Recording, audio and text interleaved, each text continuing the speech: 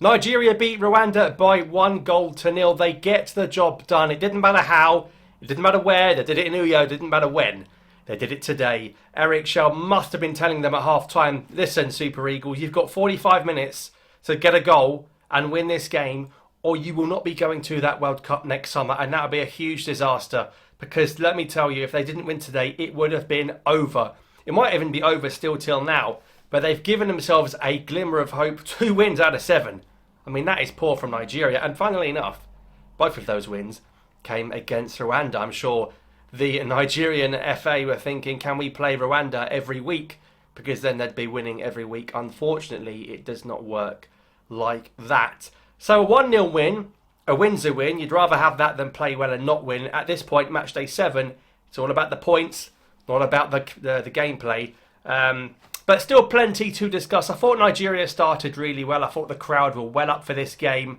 And Osimhen was trying his hardest. But Rwanda were very physical. And of course, with their Algerian coach, Adel Amrouche, his sides are always physical. I've seen them before. I've seen them with Tanzania and even with clubs in Algeria. A very physical gaffer. So expect that. But should there have been a bigger punishment for the challenge on Victor Osimhen, because it forced him off? It looked like a dangerous challenge. Surprised we didn't see a red card from the referee. That would have made it a much easier afternoon for the Super Eagles. But was it a blessing in disguise? Because in the end, we see Arokodare, who's just had his move to Wolverhampton Wanderers in the Premier League after scoring bucket loads of goals in Belgium last season. He gets the goal. Bit of a scrappy goal, but listen, they all count. I think Aina was involved, comes out, hits someone else. Finally put away by Arokodare, and that was the only goal of the game. Now, I think the big problem Nigeria are going to have now is Victor Osimhen going to be past fit to face South Africa? That is a huge cause for concern.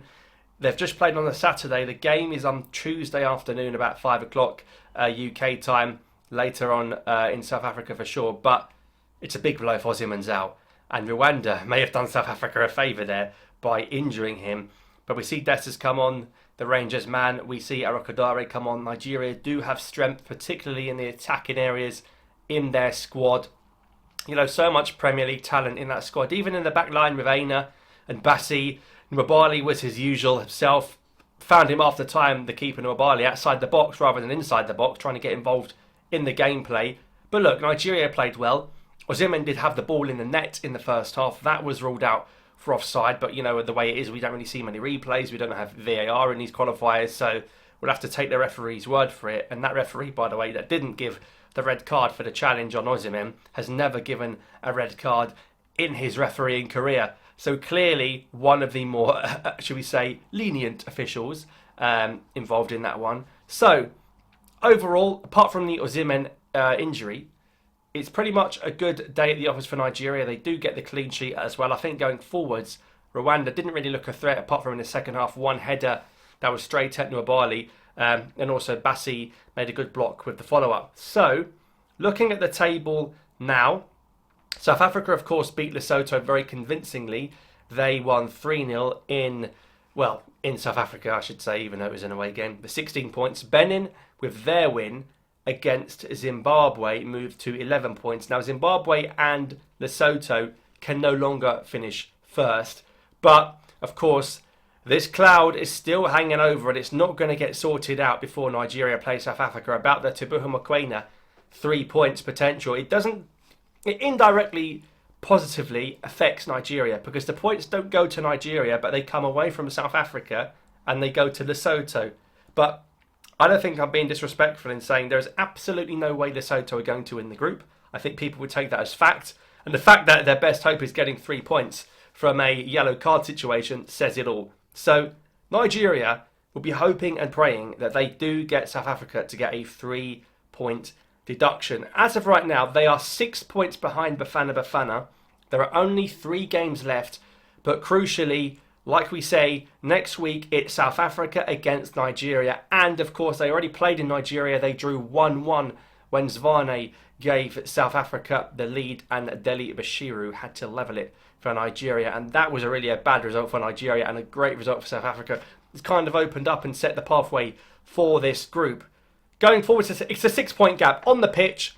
Football on the pitch, it's a 6-point gap. It's as simple as, if South Africa win, it's a 9-point gap that Nigeria can't bridge. And even if South Africa lost 3 points and South Africa won, it will be a 6-point gap with 2 games left.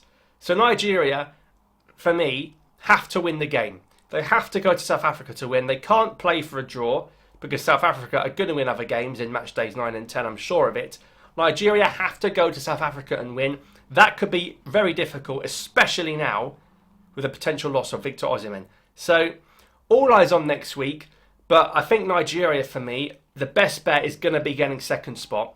If Nigeria, if you offered Eric Schell right now a spot in the playoffs where the best 4 second place teams, he would absolutely snap your hand off and take it. And I think Nigeria know they're going to have to settle for second place. I don't think they're going to catch the South Africans, and I think they will take a playoff spot. And if you tell Nigeria, look, you've got to play Gabon, you've got to play Cape Verde, and you've got to play New Caledonia, they're absolutely going to take that. So all might not be lost for Nigeria as of yet, but the Super Eagles will definitely be feeling like they're flying high tonight. So let me know your thoughts down below, as the big one is next week, and we shall see you next time. Lots to look forward to here, so subscribe.